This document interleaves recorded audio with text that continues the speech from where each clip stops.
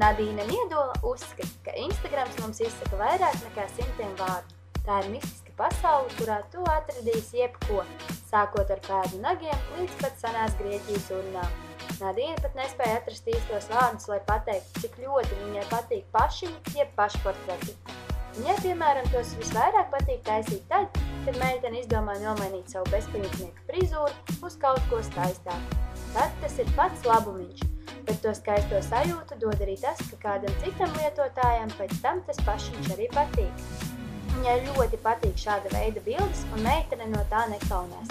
Nadīna izsakās ar lielu sajūsmu par Instagram, jo tas ļauj izteikties ne tikai ar vārdiem, bet arī iemūžināt kaut ko skaistu un padalīties ar apkārtējiem, jo varbūt tieši tad kāds viņas fotografētajā bildē atradīs iedvesmu un ies iekarot pasauli.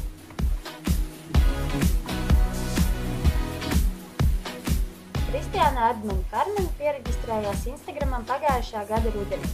Meitenes konts sākumā nebija ļoti aktīvs, līdz viņas īpašumā nonāca telefons, ar kuru bildes Instagramam var ievietot daudz vienkāršāk un ātrāk. Viņa neuzskata, ka tā ir īstā vieta, kur vajadzētu ievietot savus pašportretus. Pārsvarā Kristiānai patīk dalīties ar sev mīļām un nozīmīgām lietām. Viņas profilā ir atrodams bildes ar skatu uz Jūrmalas mājas pagalmu, ar grāmatas Lielais Getsbijs vāku un bildes ar Kristiānas suņuka ikdienas gaitām. Meitene uzskata, ka ar sociālajiem tīkliem ir jābūt ļoti uzmanīgiem. Par cilvēku ir jāstāsta viņam pašam, nevis tā Instagram kontam.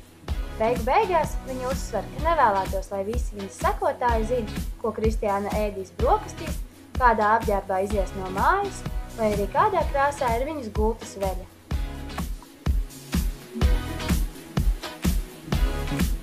Kristiāna Dabunova cenšas nepārspīlēt ar bilžu ievietošanu Instagram profilā, lai gan atzīst, ka pēdējā laikā to dara biežāk.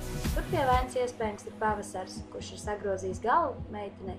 Tāpēc bildes Instagram tiek ievietotas pārsvarā no saulainajām dienām, ko viņa pavada kopā ar saviem draugiem.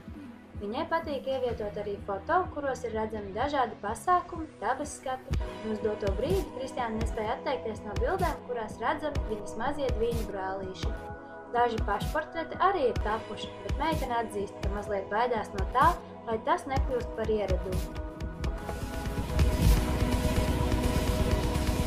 Instagram Elizabetei Ezergēlai ir favorīta aplikācija mobilajā telefonā.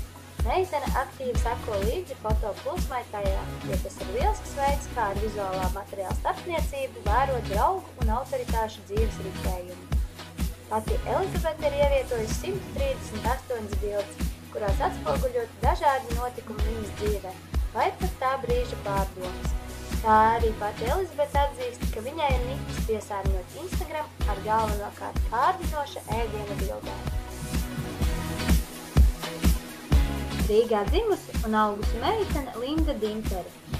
Viņas attiecības ar sociālajiem tīkliem ir diezgan atturīgas. Atšķirībā no citām meitenēm, Linda Instagramā nav un nemaz to nenožēlo.